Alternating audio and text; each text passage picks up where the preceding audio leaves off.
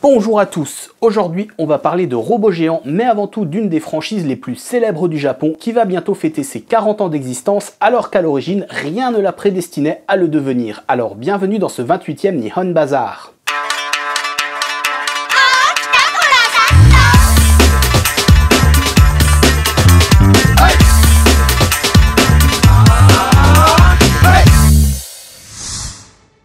Kido Senshi Gundam ou Mobile Suit Gundam est une série d'animation créée par Yoshio Tomino et Hajime Yatate au sein du studio Sunrise en 1979. Hajime Yatate étant un pseudonyme collectif de l'équipe de Sunrise. Mais avant de parler plus spécifiquement de Gundam, remontons un peu le temps aux origines des robots dans la pop culture japonaise. Le premier robot humanoïde à apparaître dans un manga fut Astro de Osamu Tezuka en 1952, un robot autonome et doué de sentiments humains qui pose le premier une base du robot héros protecteur. Puis en 1956 paraît Tetsujin Neji Hachigo de Mitsuteru Yokoyama qui est le premier manga à mettre en scène un robot géant. A la différence de Astro, celui-ci est contrôlé par un enfant de 10 ans, Shotaro Kinta. Conçu par son père, le jeune garçon l'utilise pour combattre le crime et la pègre qui ont en leur possession deux autres robots. On retrouve donc ici la base des mechas, mais celui-ci reste encore piloté à distance. Il faudra attendre Mazinger Z-To de Go Nagai en 1972, le mec qui a aussi écrit ça,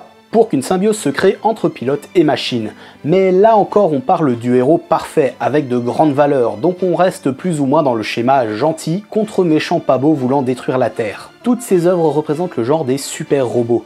Face au traumatisme de la bombe nucléaire, il est assez facile de comprendre la fascination et le besoin de mettre la technologie au service des hommes et non de la guerre, et donc du succès de ces mangas et animés. Mais voilà qu'en 1979 apparaît la première série de Gundam et crée avec elle le genre des Real Robots. Elle fut le point de départ de la licence mais n'eut pas vraiment beaucoup de succès. Néanmoins, les ventes de produits dérivés ont permis 5 ans plus tard de voir apparaître Mobile Suit Zeta Gundam, la seconde série, suite de la première, avec un design plus fin et une histoire plus développée, et cette fois-ci, le succès est au rendez-vous. Pour résumer brièvement l'univers de Gundam, les séries principales prennent place dans un futur où l'humanité est divisée en deux, les habitants de la Terre et ceux vivant dans des colonies spatiales. La plupart des guerres dépeintes opposent le plus souvent une colonie désirant acquérir son indépendance de l'Alliance terrienne. Ce genre se détache donc de celui des robots héros par deux composantes fondamentales, des robots ramenés à un statut d'arme et une narration beaucoup plus sombre et réaliste. Les Gundam sont les premiers robots à avoir une dimension humaine, ils sont vulnérables et ont des contraintes physiques et matérielles, ils nécessitent donc une logistique alors que jusqu'à maintenant, les robots étaient souvent tout puissants et réglaient tous les problèmes d'un claquement de doigts en fin d'épisode. Sur la production de l'Universal Century, la saga principale, Kunio Ookawara occupe encore à ce jour un poste spécifique à la conception des mechas, afin que leurs caractéristiques soient le plus proches de la réalité, créant par la même occasion le métier de mecha designer. Le monde dans lequel prend place la série est technologiquement avancé mais tout à fait plausible, autant par la forme et les principes de fonctionnement des colonies spatiales que les interfaces homme-machine des Mobile Suit. Cela reste bien sûr de la science-fiction, mais le tout est amené de façon cohérente. Comme dit précédemment, la narration est également très différente des séries animées de l'époque, car la toile de fond se tisse autour de géopolitique, de stratégie militaire et de trahison. Les intrigues entre les personnages se veulent donc beaucoup plus complexes car forcément, dans la réalité de la guerre, il n'y a pas que des gentils et des méchants. De la même manière que pour le kawaii, dont l'épisode se trouve juste là en haut, les années 70 sont une période charnière dans l'animation qui était principalement enfantine.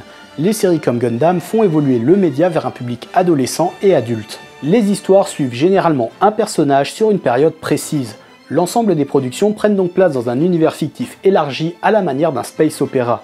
Donc une série débutera sur une bataille et se terminera à la fin de celle-ci sans qu'il y ait forcément un gagnant et un perdant. C'est avant tout l'évolution du personnage qui est mise en avant. Celui-ci peut passer d'un camp à un autre en fonction de ce qu'il vit, et dans le réalisme dont fait preuve la série, il a souvent un rôle minime sur le conflit en général. Il agit donc à taille humaine et ne peut pas forcément avoir d'emprise sur tous les événements dramatiques comme la mort d'amis, de parents ou toute autre personne. Par exemple, dans la seconde série Mobile Suit Zeta Gundam, le personnage principal Kamiyu connaîtra l'amour, la trahison, la supercherie et l'omniprésente mort et se retrouvera ballotté au centre d'enjeux politiques sur lesquels il a finalement peu d'emprise. Donc même si la guerre est l'élément principal des séries, elles sont dans le fond largement critiques envers celle-ci, la montrant comme simplement vaine et inutile. L'univers de Gundam est maintenant extrêmement étendu, se déroulant même dans différents univers alternatifs. mais la majorité des séries se situent dans la saga Universal Century. L'ensemble n'a pas suivi d'ordre dans le temps, donc des séries récentes peuvent se dérouler au même moment ou avant d'autres plus anciennes. Donc n'hésitez pas à jeter un œil. Personnellement, j'ai un peu du mal avec les séries produites dans les années 90, mais j'ai beaucoup apprécié les 7 OAV de Gundam Unicorn sortis entre 2010 et 2014.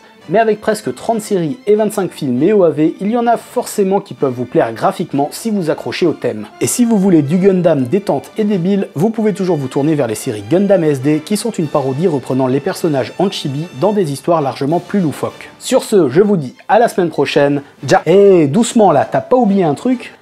Ah oui, les Gunpla. Ce qui a fait et fait encore le succès des Gundam. Oh, on verra ça la semaine prochaine. Allez, ja, matane!